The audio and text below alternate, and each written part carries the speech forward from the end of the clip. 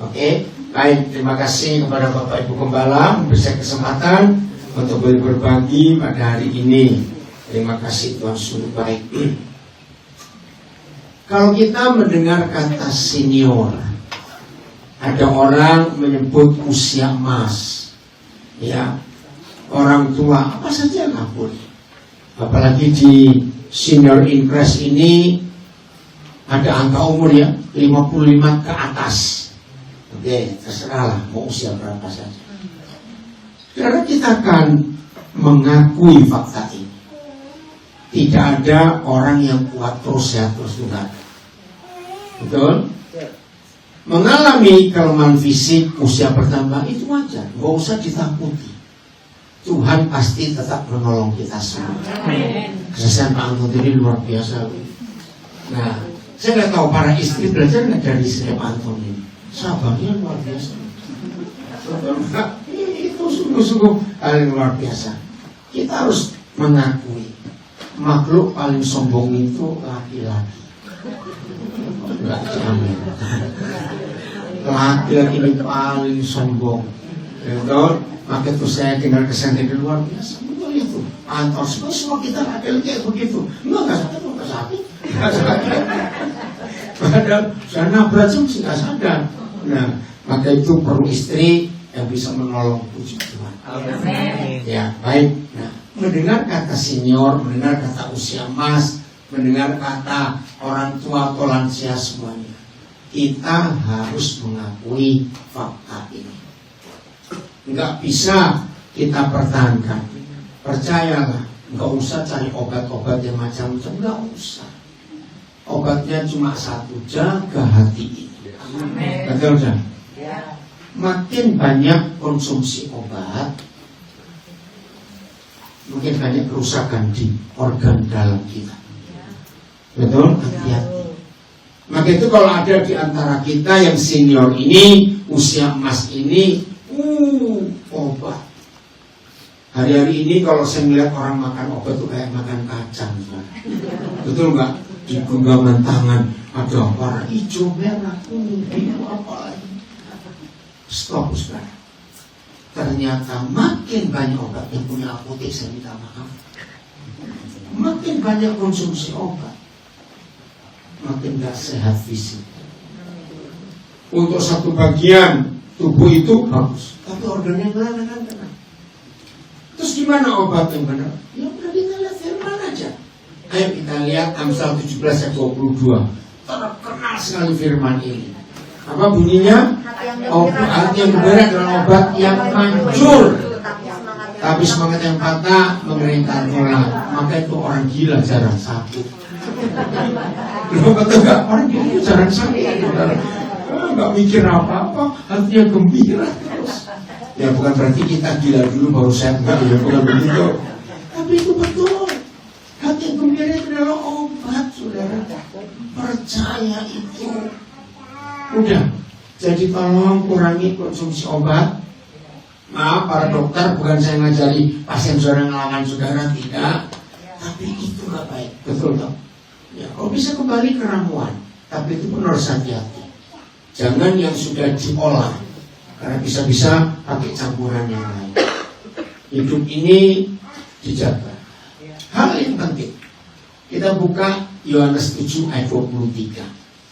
Nah, mendengar kata lansia, mendengar kata senior, mendengar kata usia emas, ya, Amsal, Yohanes 7:23. Satu yang paling kita perlukan, istirahat. Betul? Istirahat. Nah, tapi istirahat itu bukan tidur loh. Bukan. Istirahat itu di otak ini. Itu yang perlu istirahat. Udah? Yohanes 7:23. Saya harus mikir kemana ya? Kesini. Kita baca sama-sama ya. Ayo kita baca sama-sama. 1, 2, 3. Jikalau seorang menerima sunat adalah sahabat, supaya jangan melanggar kekudusan, mengapa kamu marah kepadaku? Karena Yesus bagaimana menyembuhkan seluruh tubuh seorang manusia pada sabat. Saudara, di dunia ini tidak ada buku lain yang menuliskan kapan kita disembuhkan oleh Tuhan Yesus. Hanya ayat. Ternyata Sabat itu bukan hari Sabtu. Sabat itu istirahat. Nah, kata ini luar biasa. Seluruh tubuh seorang manusia. Apa yang membuktikan seluruh tubuh? Tuhan Yesus nggak bilang hanya menyebabkan tubuh kita loh, seluruh tubuh. Maka itu ada dokter spesialis. Banyak atau sedikit spesialis itu? Loh, banyak atau sedikit? Banyak. Untuk jantung saja nggak cuma jantung, ada bagian ini bagian beda. Untuk mata saja paling tidak ada 7 spesialis mata. Untuk retina sendiri, untuk saraf sendiri, untuk apa sendiri. Nah, itu tubuh manusia. Ternyata untuk seluruh tubuh kita sehat harus sabar, istirahat. Nah, maka itu ketika dokter menemukan pasien susah beristirahat, maaf, kasih obat penenang. Betul nggak? Nah, padahal obat penenang itu nggak bagus loh. Sangat jelek buat pengaruh psikis, pengaruh kejiwaan. Nah, bagaimana bisa istirahat? Istirahat itu akan terjadi di hidup kita. Yang di rumah juga perhatikan, kalau punya rasa aman. Amin. Punya rasa aman, secure. Ya, rasa aman. Nah, punya rasa aman harus ada yang dipercaya. Betul tidak? Kita nggak akan punya rasa aman kalau kita nggak bisa percaya sesuatu atau percaya seseorang. Coba renungkan ini secara kejiwaan. Nah, saya tanya kepada saudara, sehebat-hebatnya orang hebat, entah dia kaya, entah dia pintar, entah dia punya jabatan, punya kedudukan, bisa nggak orang itu tetap kita percaya? Yang namanya orang. Nah, itu dia. Ternyata hanya Bapa di surga yang kita bisa percaya. Amin. Tidak ada yang lain. Maaf, aminnya gampang, prakteknya susah. Betul? Nah, ini jaminan untuk bisa istirahat. Kita lihat jaminannya. Bilangan 23 ayat 19. Ya, Bilangan 23 ayat 19. Ini jaminannya. Jadi masalah lansia, masalah senior itu bukan di dompet, tapi di pikiran. Oh, amin. Amin. Masalah kita ini bukan di dompet, di pikiran. Amin. Masalah kita bukan di anak, bukan di mantu, bukan di cucu, di pikiran. Belum betul atau tidak? Pikiran ini. Bilangan 23 ayat 19. 4 hari yang lalu ada orang telepon saya. Boleh nggak ya saya itu ke dokter untuk menghapus semua memori saya? Loh, kamu tuh kenapa? Memang ada tekniknya kedokteran. Biasanya orang stroke, tapi yang mikirnya luar biasa, itu dokter harus menenangkan dia buat koma supaya nggak mikir terus, semuanya tambah parah. Itu bisa. Terus saya bilang kepada dia, kalau toh kamu ke dokter nggak bisa menghapus memorimu, akan balik lagi. Masalahnya bukan di memorimu, cara hidup itu yang salah. Ini dia. Tuhan bukanlah manusia. Ayo, Tuhan bukanlah manusia. Sehingga Tuhan, nah ini. Maka itu saya katakan, sehebat-hebatnya seorang manusia yang kita kenal tetap bisa berdusta, itu manusia. Tapi Bapak kita tidak. Tuhan juga bukan anak manusia, sehingga Tuhan ngapain? Manusia. Lihat jaminannya. Masakan ia berfirman dan tidak melakukannya, atau berbicara dan tidak menepatinya? Betul? Tuhan pernah ingkar janji? Tuhan pernah pelin-pelan? Tuhan pernah bohong? Tidak. Tapi ini masalahnya. Saya tanya aja jujur ya. Kita ini lebih mudah mempercayai Tuhan ngomong atau dokter yang ngomong? Dokter. Loh, ini dulu baik. Kita ini lebih mudah percaya Tuhan yang bicara atau dokter yang bicara? Dokter. Loh, saya punya banyak kasus dari orang-orang yang begitu terpengaruh dengan kata-kata dokter. Baru ngomong 2-3 kalimat dengan nada, dengan kata tambahan, ini belum, masih diagnosa. Langsung pengaruh. Jangan-jangan kanker. Jangan-jangan ini. Jangan-jangan itu. Padahal belum pasti. Mengangkat kalimat yang itu cepat masuk di hidup kita. Maaf, saya beri contoh lagi. Ya, satu hari saudara lagi tetangga saudara, tapi jarang ngomong. Ya, suatu hari waktu saudara keluar rumah, bukan di jalan besarnya, rumahnya di kampung, di gang itulah. Nah, tiba-tiba tetangga itu yang sudah lama, saudara ingin kenal, ingin ngomong, tapi nggak mau ngomongin, nggak mau jawab. Cuma keluar 8 huruf. Dengan ya 8 huruf. Babi kamu. Marah nggak? Bisa marah nggak? 8 huruf. BABIKAM, bukan 8 huruf.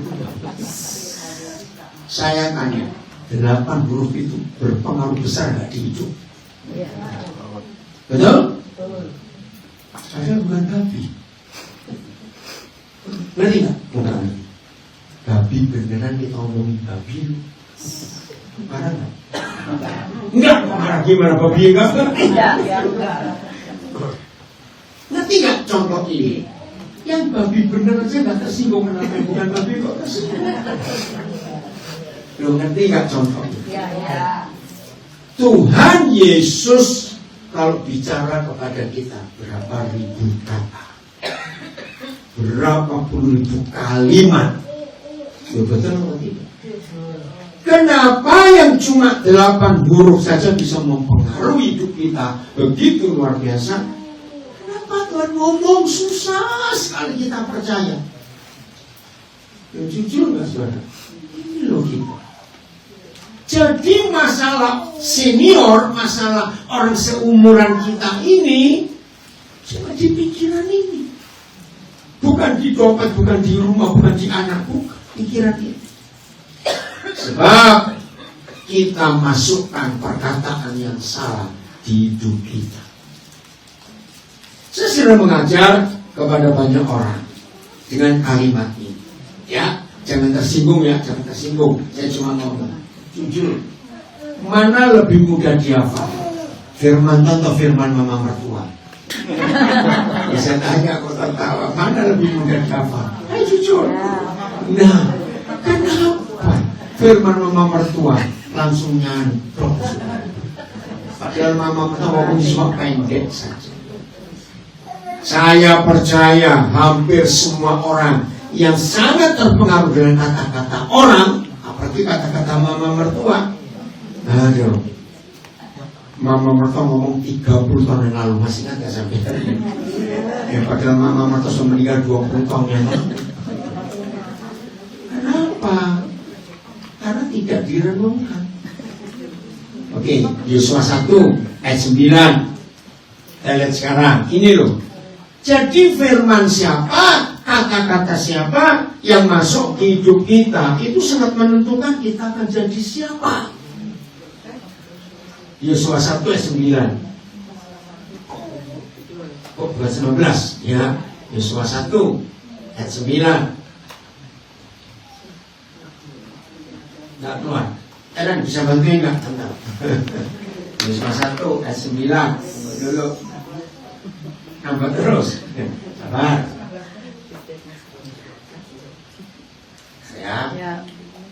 Nah ini penting loh, saudara, kata-kata orang itu penting sekali, berpengaruh di hidup kita. Ada? Oke. Udah. Ya. Oh, ayat 8 dulu, ayat 8. Maaf, saya salah. Ayat 8. Ayat 8, maaf. Apa yang Bapak katakan kepada kita? Janganlah engkau lupa memperkatakan, mengucapkan, mengulangi firman ini.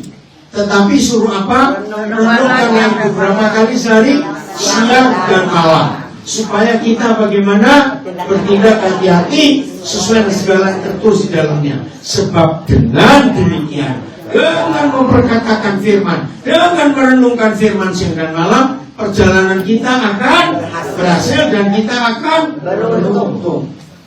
Maaf ya, saya berikan contoh. Kenapa firman mama mertua hafal seberpuluh tahun? Sebab diomongin terus. Maaf ya, saya beri contoh. Hari Senin, tanggal 8 April misalnya gitu. Mama mertua ngomong kalimat pendek. Ketemu ipar ngomong nggak? Ya. Wajar tuh. Lu tahu mama ngomong apa? Dia ngomong begitu nggak perlu. Nah kebetulan iparnya ada 6. Dia ngomongin semuanya. Udah ngomong ipar 6, ketemu teman. Cinta lagi nggak? Lu tahu nggak minggu yang lalu mama mertua ngomong begini loh. Ketemu siapa saja diomongin terus. Sambil makan merenung. Kok dia ngomong begitu? Salah apa?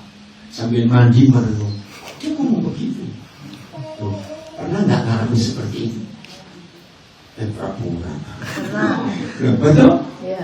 Kalau omongan orang kita ucapkan berulang-ulang, cerita ke si A, cerita ke si B, cerita ke C, terus direnungkan, hidup ini hancur.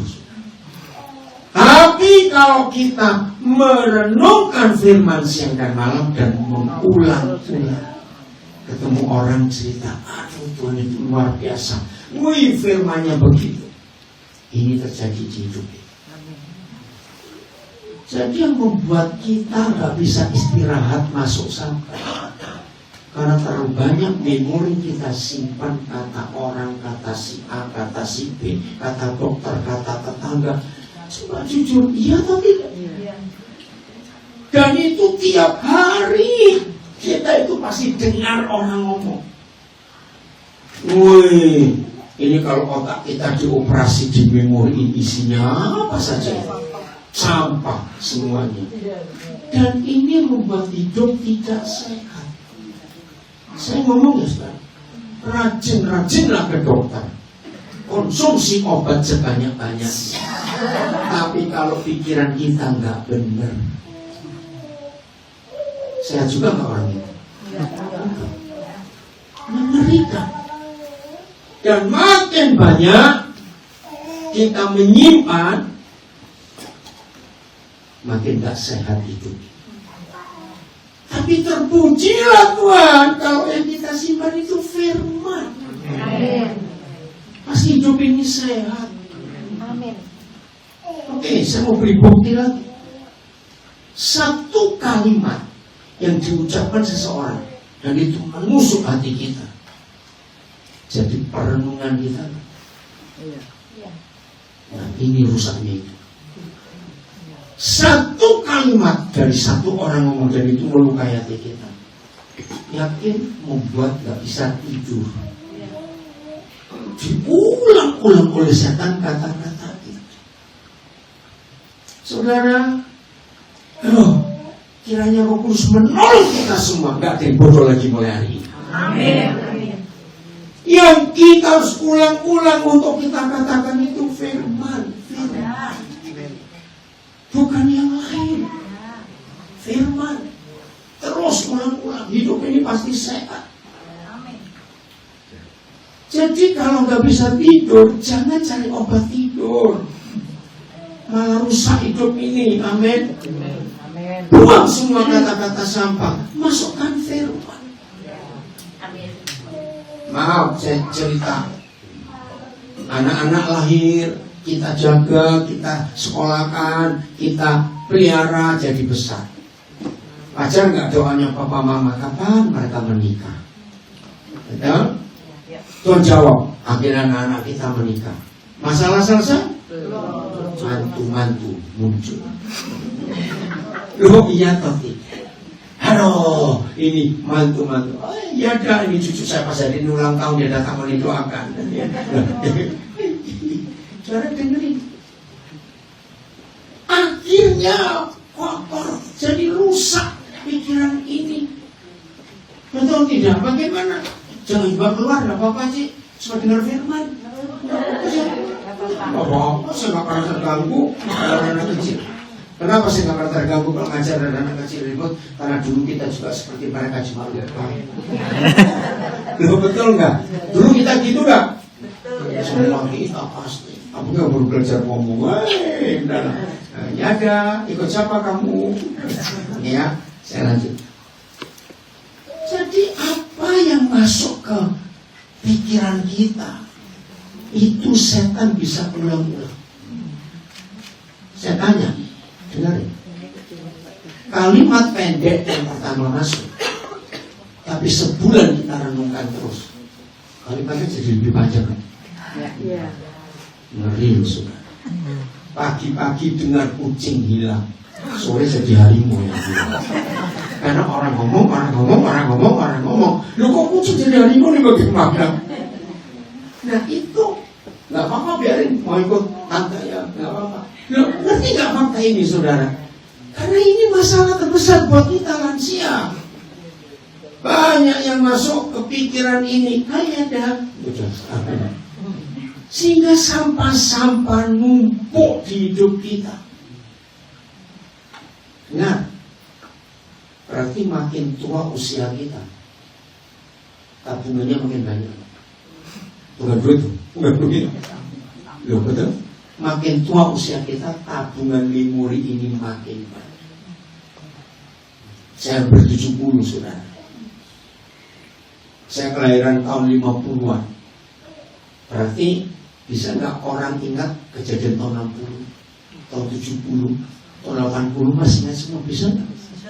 Nah itu rugi. Satu kalimat saja yang jelek kita simpan sudah buat nggak bisa tidur. Apalagi kalau 8 orang yang ngomong disimpan semua. Bisa bayangkan rusaknya orang ini. Secara fisik rusak, secara jiwa rusak. Saya nggak tahu. Dan orang yang seperti ini, maaf, mulutnya baik atau jahat? Ada orang nggak tahu apa-apa, dititipin masalah itu dulu. Kamu ini ngomongin siapa? Kan nggak kenal. Ada nggak orang seperti itu? Nah, kurang ajarnya setan. Orang yang punya sakit hati, lalu nggak segera dibereskan, disimpan terus perkataan orang itu, akan punya kecenderungan membagikan sakit hatinya kepada semua orang yang ditemui. Coba renungkan, salah betul kalimat. Orang yang sakit hati, yang benci pada seseorang, itu pasti punya kecenderungan menceritakan jeleknya orang itu ke setiap orang yang dia temui, walaupun nggak kenal. Jawab, ya atau tidak? Ya. Ini dia, secara kejiwaan itu ditemukan. Orang yang sakit hati lalu menceritakan ke banyak orang walaupun nggak kenal, secara kejiwaan orang itu merasa lega supaya orang tahu bahwa aku disakiti. Loh, ini fakta, saudara. Dan makin hari makin banyak dia menyebarkan sakit hati ke orang-orang yang nggak kenal sama sekali. Jahat, saudara. Akhirnya banyak orang rugi karena dia. Maka itu ini perlu kita jaga dalam hidup ini. Berbahagialah kita kalau kita bisa ngomongin Tuhan. Firman Tuhan kita ulang. Dan jahatnya pasti omongan kita tentang si A, si B, si C yang nyakiti kita, kalau kita omongkan lagi ke orang lain, jawab pertanyaan saya, bisa lebih jahat gak fakta dari yang sebenarnya? Betul? Bisa lebih jahat, Ustaz. Pada orang itu nggak segitu. Cuma karena bertahun-tahun diulang terus, jadi tambah besar. Siapa yang rugi? Siapa yang rugi? Diri sendiri. Dan orang seperti ini sudah akut, sudah penyakitnya sudah. Karena dia nggak akan lega kalau nggak cerita ke orang. Maksudnya, nah ini jahatnya, cari pembelaan. Kamu nggak salah, yang salah itu orang itu. Padahal kasusnya sudah berapa tahun yang lalu. Bayangkan, kira-kira, aduh, maka itu saya katakan tadi, makin tua usia kita, ternyata makin banyak tabungan kejahatan di memori. Dan jangan lupa, setiap kali kita cerita lagi tentang masalah orang itu, pasti ketambahan cara. Ya, ada istilah di kalangan kami, hamba-hamba Tuhan ini begini. Ya, orang titip uang seringkali kurang. Tapi kalau titip omongan pasti lebih. Betul nggak kalimat itu? Nah, itu sebabnya hati-hati dengan mulut ini. Saya ulangi ya supaya ingat. Kalau titipin uang biasanya kurang. Kalau titipin omongan lebih. Itu kurang aja. Dan Tuhan Yesus pernah berkata, kalau iya katakan ya, katakan tidak. Lebihnya dari setan. Jadi dalam gereja banyak agennya setan. Kalau agen asuransi masih lumayan dapat duit, ini agennya setan. Itu kecenderungan manusia kalau disakiti dan tidak mengampuni, dia akan cari korban baru untuk ceritakan apa yang dia dijahati orang. Dia masuk supaya dia dibela. Ini jahat sekali. Maka itu banyak orang rajin ke gereja, tapi nggak ada firman. Padahal khotbahnya. Kenapa rajin ke gereja nggak ada firman? Karena nggak disimpan. Ya disimpan kata orang. Bukan apa kata Tuhan. Mendengar kata detox. Kalau kata detox, ya toh, ada banyak program detox, ada banyak. Ternyata Papa di surga sudah ribuan tahun yang lalu punya program detox. Kita baca Yeskiel 36 ayat 25. Wah, ini detox gratis dan hasilnya luar biasa. Yeskiel 36 ayat 25. Kita lihat. Jadi semua itu karena firman, bukan yang lain. Yeskiel 36 ayat yang 25. 36 ayat 25. Ya, Yeskiel 36 ayat 25. Kemudian itu musik programnya diganti. Sudah? Ini kata Papa di surga. Aku akan mencurahkan kepadamu air jernih. Ini detox. Bukan air putih. Air putih itu susu. Air jernih. Ini air sehat. Percaya firman itu air? Roh Kudus itu air juga? Ini detox yang saya temukan. Saya ulangi, aku akan mencurahkan kepadamu air yang jernih, yang akan mentahirkan. Itu bahasa Arab. Kalau bahasa Inggrisnya cleanse, ya, membersihkan. Ya, nah, jadi air jernih yang Papa berikan kepada kita itu membersihkan semua radikal bebas, racun-racun di hidup kita. Dari segala apa kita, kenajisan kita.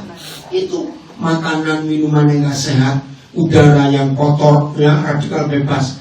Dan dari semua berhala-berhala kita. Berhala itu gak harus patung. Contoh, sudah tahu lambungnya gak beres, terikat kopi, gak kopi pusing. Dan itu berhala. Sudah tahu lambungnya gak beres, makanya pedes terus. Jadi lombok itu berhala juga itu saudara. Alkohol itu berhala. Pokoknya sesuatu membuat kita gak bisa hidup tanpa barang itu berhala. Nah, tapi Papa mendetoks kita dari segala kenajisan, yang kotoran-kotoran yang enggak benar berhala. Aku akan mentahirkan kamu, detoks kamu. Ayat 27.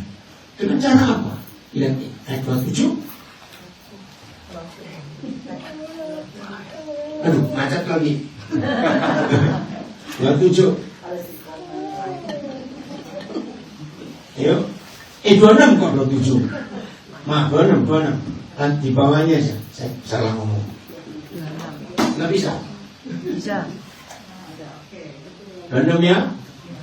Nah ini dia. Papa beri apa? Papa beri apa? Hati yang baru dan roh yang baru. Suami istri perhatikan ya, secara fakta manusia itu akan bosan loh dengan siapa saja. Nah kalau suami istri nggak punya hati yang baru dan roh yang baru, bisa bosan dengan pasangannya. Itu lagi, semua sama. Hati-hati itu. Oh ini bahan ya. Belakang bisa kelihatan. Jadi saudara, ini papa kita itu luar biasa. Kalau kita punya hati yang baru, maka cara hidup kita, cara pikir kita, cara pandang kita, cara kita mendengar apa-apa itu baru nggak? Lo coba jawab baru nggak? Ini yang hidup sehat itu hati yang baru dan roh yang baru. Roh kita yang lama sukanya yang jahat, yang kotor, yang najis. Tapi Papa beri yang baru. Dan di dalam batinmu, ya, di dalam jiwa kita. Dan aku akan menjauhkan dari tubuh kita hati yang keras. Nah, kalau medis ini serosis. Ya toh, karena hatinya membatu. Itu betul juga loh. Dan kuberikan kepada, dan Tuhan memberikan kepada kita hati yang haleluya. Ini detox. Kita bisa menemukan banyak ayat di Alkitab sebagai obat untuk hidup kita. Pegang ini. Maka itu, aduh, jangan tersinggung saya ngomong. Pernah nggak ketemu orang hidupnya greget terus? Amen. Pernah nggak ketemu orang seperti itu? Ini ngeri orang kayak begini, karena hanya yang baik, yang jelek yang keluar. Nah kasihan kalau orang begini hidup dengan cucunya keracunan juga. Betul? Apalagi kalau cucu itu disayang opa-omanya, karena opa-omanya ngasih duit. Dan bahayanya cucu menerima warisan pahit hati dari opa-omanya. Ada enggak? Ada. Ini mengerikan sekali. Maka itu ayo kita jaga hidup ini, supaya kita nggak sampai jadi agennya setan. Detox ya. Jadi yang sakit-sakit hari ini terima detox dari Yohanes 15 ayat 3. Ini obat lagi. Wih, luar biasa. Yohanes 15 ayat 3. Kapan kita bersih dari semua? Baca sama-sama. 1, 2, 3. Kamu memang sudah bersih karena firman yang telah kukatakan kepadamu. Tidak ada obat sehebat firman. Saudara dan saya memang, tahu arti kata memang? Kamu ya, atau kita ganti. Saya memang sudah bersih karena firman yang telah Yesus katakan kepada saya. Ulang, 1, 2, 3. Saya memang sudah bersih karena firman yang telah Yesus katakan kepada saya. Mazmur 107 ayat 21. Firman ini obat. Udahlah saudara, percayalah. Ayat 21. Mazmur 107 ayat 21. Oh, 20 berarti 20. Maaf saya salah. Itu 21 betul. Coba ayat 20-nya. Disampaikannya firmannya. Oh ya betul ya. Lihat ini. 1, 2, 3. Disampaikannya firmannya. Dan disembuhkan. Stop dulu. Jadi kalau firman disampaikan lalu kita sembuh, obat bukan? Nah, bersyukur kepada Tuhan, saya nggak ngitung, tapi sudah cukup banyak saudara-saudara yang saya temui langganan obat pagi, siang, sore, minimal 1 kali makan ada 4-5 tablet. Karena 1 tablet untuk gula, 1 tablet untuk kolesterol, 1 untuk darah tinggi, 1 untuk anti liver. Ya ampun, tubuh kita jadi tempat sampah kimia. Setuju saya ngomong ini saudara? Dan firman ini menolong mereka. Serius saudara. Jangan yang tergantung obat, percayalah. Maaf ya, para dokter dan pemilik apotek, saya minta maaf untuk ngomong ini. Karena penghasilannya akan berkurang. Karena tanya istri saya, tanya anak-anak saya. Sampai hari ini, nggak ada konsumsi obat yang rutin. Kecuali vitamin C saya rutin. Maka itu tiap kali saya periksa ada konsumsi obat yang rutin, nggak ada. Saya bersyukur Tuhan jagain luar biasa. Saya jaga pola makan saya. Minyak, gorengan, itu sudah saya jauhi sama sekali. Kalau yang perutnya masih perut karung, harus diisi nasi terus saya kurangi. Usia-usia kita kepala 6 ini paling tidak sekali sehari lah nasi itu. Itu pun secukupnya. Ya harus karbohidrat. Ya. Hari-hari ini saya sedih melihat banyak orang GERD, tahu ya, asam lambung yang naik. Itu jangan makan roti sama sekali. Tepung itu merusak betul. Lebih baik yang rebus. Sukun rebus lebih sehat. Ubi rebus ya, ketela rebus, pisang rebus itu sehat kata-kata. Mama-mama jangan membiasakan anak-anak gorengan terus. Ayo baca lagi, belum selesai. 107 ayat 20. 1, 2, 3. Disampaikannya firman-Nya dan disebutkan mereka, diluputkannya mereka dari yang kubur. Jadi ini firman yang luar biasa. Serius. Saya nggak cuma mengkhotbahkan ini, tapi saya alami dalam hidup. Dan itu sungguh-sungguh luar biasa. Kemarin saya beribadah di Amsterdam. Jadi kami berangkat Rabu pagi. Dan Selasa saya nggak tidur sama sekali.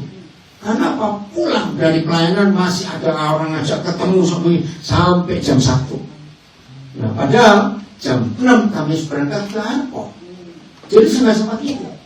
Puji Tuhan saya bisa tidur di pesawat. Nah, hari kemarin tiba, 3 hari ini di gereja ini sampai hari Minggu malam saya pulang ke Papua. Tanggal 8, 9 saya di Surabaya, 10, 11, 12 saya di Bojonegoro dan Kediri, 13 pagi saya sampai Jakarta lagi, 13 malam saya berangkat ke London karena memberkati cucu saya menikah di sana. Putar lagi terus begini. Saudara bayangkan, gak ada satupun obat-obat khususnya. Banyak orang tanya, kalian pakai suplemen apa? Saya bilang suplemen buatan pabrik mana bisa buat badan seperti ini. Suplemen saya cuma dari surga. Yang firman saya bagikan ini. Amin. Maka itu hidup yang benar dengan Tuhan. Jangan khawatir ini, khawatir itu gak usah. Ya. Nah sekarang hal yang kedua. Setelah omongan orang banyak kita simpan, bertobat. BB nyimpan apa tadi? Firman Tuhan, omongan Tuhan. Yang kedua, khawatir dan takut. Itu sumber penyakit juga. Saya tanya kepada saudara, konsumsilah obat sebanyak-banyaknya, tapi ujung was-was, khawatir, sehat gak? Enggak. Penyebab kedua orang gak bisa tidur karena khawatir, takut, jangan-jangan, iya kalau tidak. Itu banyak hal yang buat orang itu khawatir. Tuhan tolong kami. Nah yang menyedihkan, semua produksi setan kita terima. Betul gak kalimat ini? Saya ulangi, betul gak kalimat ini? Betul. Setan mengirim kekhawatiran, setan mengirim keraguan-raguan, setan mengirim ketakutan. Kita terima. Sama yang pertama tadi. Kenapa kita bisa begitu gampang nyimpan kata orang? Karena kita percaya dia. Kenapa kita lebih percaya produknya setan daripada produknya Tuhan? Khawatir, takut itu produknya setan. Betul tidak? Tapi kenapa kita banyak terima itu? Itu menyedihkan sekali hidup kayak begini, saudara. Maka itu hari ini kita semuanya berubah. Amin. Dan gimana cara mengatasi khawatir dan takut? Ada 2 hal. Yang pertama, kita ini sering dibuat khawatir nggak oleh si setan? Sejak umur berapa kita mulai kenal khawatir? Baru-baru terus sudah lama. Saya ulangi, ini tanya serius. Kita ini kenal khawatir baru-baru terus sudah lama. Pertanyaan berikut, yang kita khawatirkan itu sering terjadi fakta atau tidak? Ya sudah, mungkin semua gini loh. Ini faktanya. Yang kita khawatirkan itu cuma kecil kejadian. Bahkan ada banyak yang kita khawatirkan, kita takutkan tidak terjadi. Ngerti maksud saya? Seharusnya kalau khawatir datang lagi, kita sambut. Oh, kenal lagu, lu lagi. Ternyata bohong. Yang kita takutkan juga belum tentu terjadi. Harusnya pintar gak kita ini? Itu membuat kita gak bisa tidur. Jadi walaupun punya waktu 9 jam untuk tidur, tapi kalau khawatir, takut, pikiran muter terus, omongan ini muncul, omongan itu muncul. 9 jam itu bisa tidur enak gak? Malah sakit semua badan. Ya atau tidak? Saudara percayalah, kalau firman ini kita hidupi mulai hari ini, gak ada penyakit yang ganggu kita. Metabolisme tubuh kita sempurna. Nah ini cuma iseng saja, jangan tersinggung.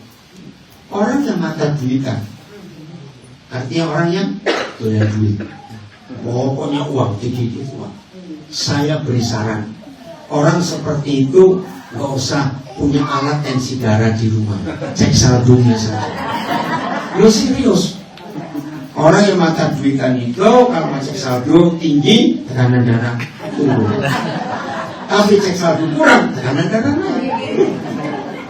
Betul kan? Betul? Itu menghina Tuhan. Ada banyak orang Kristen loh yang buat jaminan dia tenang kalau saldonya banyak.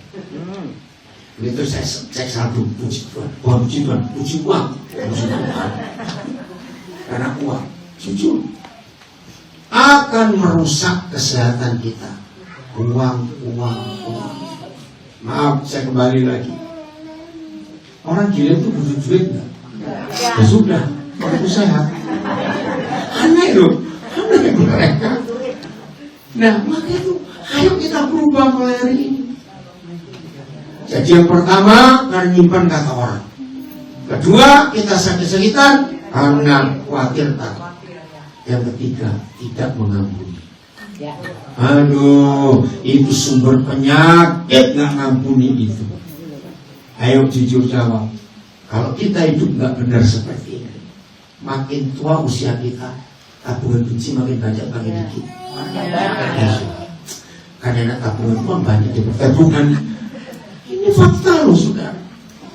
Betapa menyedihkan hidup ini kalau tabungan sakit hati begitu banyak. Bayangkan disakiti orang yang umurnya sekepala 7 ya, disakiti orang waktu tahun 70-an, disimpan sampai hari ini, sudah 50 tahun itu. Ada nggak orang seperti itu? Nah, ayo berubah. Maka itu Yohanes 7:23 nggak bisa terjadi di hidup kita. Ingat, aku menyembuhkan seluruh tubuh seorang manusia pada hari Sabat. Sabat itu istirahat, enak hidupnya, nggak perlu khawatir, nggak perlu takut, nggak perlu bimbang, ya. Atau ya dia turunan aja nggak apa-apa, di bawah dia malah pasang. Mau nggak apa-apa ya, turunan di bawah aja, nggak apa-apa, masuk. Oh mau tidur, ya udah tidur dulu. Nanti bapak doakan kamu ya dah ya. Mau sana, ya, oke. Mau di luar dulu nggak apa-apa, iya enggak. Atau buka pintunya ya, buka aja nggak apa-apa. Saya lanjutkan. Ini kita harus jaga hidup kita. Sabat itu buat kita sehat. Pikiran kita jadi tenang, hati kita jadi tenang. Sungguh, ya tidak mengampuni. Ngeri akibat. Ingat salah orang terus. Rugi hidup ini. Jadi kebaikan itu jadi racun. Maka itu Amsal 17 ayat 22. Tapi, nah apa itu semangat yang patah? Bukan, apa itu semangat yang patah? Kecewa, sakit hati, putus asa. Semua ringkas. Hidup yang tidak mau rugi dan takut rugi. Ini orang paling capek sedunia. Saya ulangi, hidup yang nggak mau rugi dan takut rugi, ini pasti orang pelit. Betul? Hidup ini harus mengalami kerugian, harus mengalami, nggak bisa enggak. Mau bagaimana? Nah, saya beri contoh ini ya. Kan saya suka jalan, ya terus saja. Ya, biasanya salah satu membuat orang yang suka jalan keliling itu pasti masalah bagasi, bayar enggak?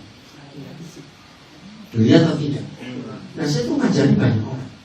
Kalau memang kamu nggak mau bayar, bisa belanja banyak-banyak orang maunya belanja banyak, dibawa semua, terus minta gratis, enak aja. Pesantren kamu kan? Maaf saya ngomongin, lo ngerti nggak? Nah, tapi di situ jiwa manusia itu maunya bawa banyak, tapi nggak mau bayar, nggak mau enak. Jadi kalau saudara ingin bawa banyak oleh-oleh, ya siapa bayar dong? Jangan nyalakan siapa-siapa. Kalau nggak mau, ya sudah, nggak usah belanja yang pas-pasan saja. Gampang gak itu seperti itu? Ya. Enggak, susah. Kembali ke manusia kita lagi. Nah, takut ini, takut itu, khawatir ini, khawatir itu, semuanya karena gak mau rugi. Jadi kita harus jaga hidup ini supaya Tuhan dipermuliakan lewat kita. Jadi kembali tidak mau mengaku. Jadi semangat yang patah itu mengeringkan tulang. Saya akan uraikan dari sisi medis. Kalau dikatakan tulang mengeringkan tulang, itu kata yang aneh. Karena kalau dikatakan mengeringkan tulang, berarti tulang ini pernah basah. Ada nggak tulang basah? Nggak ada. Dari dulu tulang itu kering. Kok bisa kering? Sudah kering. Di dalam tulang ada yang lembek, namanya sumsum. Ternyata medis mengakui firman ini. Apa fungsi sumsum? Pabrik darah. Betul? Apa fungsi darah? Kehidupan. Nah sekarang kalau pabriknya hidup itu kering, orangnya langsung titik, nggak koma lagi. Ngerti kata ini? Kalau koma masih ada napasnya, tapi sudah nggak sadar. Itu hebatnya firman. Maka itu orang yang penuh khawatir, penuh dendam, kemarahan, putus asa, kecewa, takut, nyimpan kata-kata yang salah. Umur 40, wajah 70. Rugi betul orang kayak begitu. Boros dia, karena hati ini kotor. Maka itu supaya tulang kita sehat, sumsum kita sehat, hati gembira. Saya tuh nggak hafal istilah kedokteran, ada serotonin apa, tontonin tahu ya, itu buat apa fungsi darah, metabolisme tubuh kita sehat semuanya. Betul, itu terjadi. Jadi firman bisa membuat kita sehat. Oke, sebelum sehat ini, ada yang mau tanya? Yang di rumah juga boleh. Nanti operator saya akan membacakan. Ayo, ada yang mau tanya? Silakan, cepat. Dan saya bisa selesai terus baru tanya kali itu. Ada yang di rumah Facebook, Instagram, Zoom, tanya. Ada, ayo, cepat. Ngerti semua atau nggak ngerti semua ini? Mau praktek nggak? Kalau sudah ngerti semua, apa prakteknya? Jaga hati. Buang semua kata-kata jahat. Usah diingat-ingat. Ingat firman Tuhan saja. Hidup itu saya ingat, firman itu detox, firman itu obat, firman itu membersihkan kita semua. Udah pokoknya firman. Oke, saya beri kesempatan lagi. Ada yang mau tanya? Ya, di sini ada gembala. Jim nanti doa. Iya, setelah firmannya Pak Gembala dari Tangerang. Ada yang mau tanya? Coba. Ada nggak? Nanti semua jujur mau mengampuni, mau menyimpan salah orang. Kata-kata mama mertua mau dilupakan. Rugi kalau tidak disimpan terus, itu ngapain? Oke, ayat terakhir yang disuruh pintar semua. Nah, dengan hidup seperti ini, tidur nyenyak, nyenyak sekali. Nggak cuma ketip-ketip terus. Serius saudara, firman ini sudah menolong banyak orang. Itu benar. di hadapan Tuhan. Terima kasih Bapak untuk firman. 2 Timotius 3:16. Apa fungsi firman itu? 2 Timotius 3:16. 2 Timotius 3:16. Terima kasih Bapak. Kata pertama apa? Segala. Segala itu berapa? Semua. Semua apa? Semua tulisan yang diilhamkan Tuhan. Apa itu? Firman.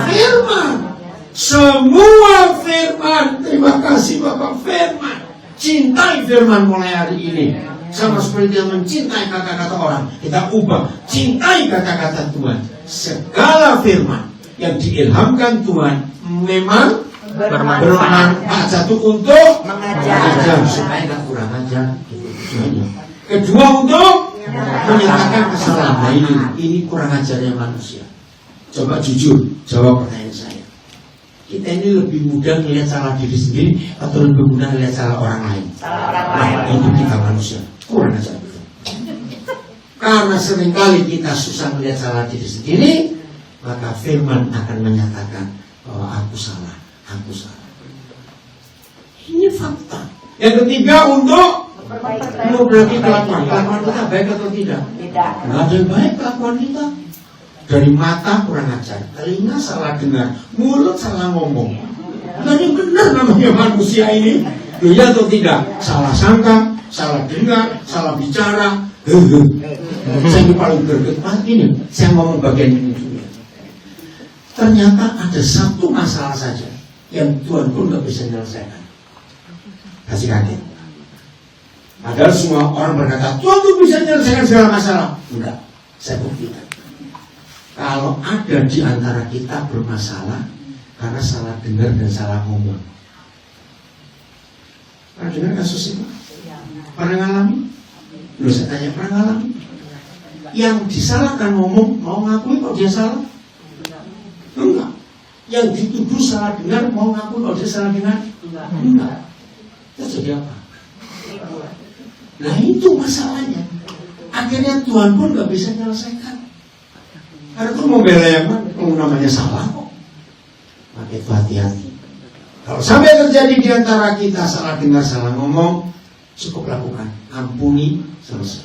Enggak usah diurus. Enggak usah dibuktikan siapa salah apa benar. Dua-dua salah. Itu namanya salah dengar, salah ngomong. Betul?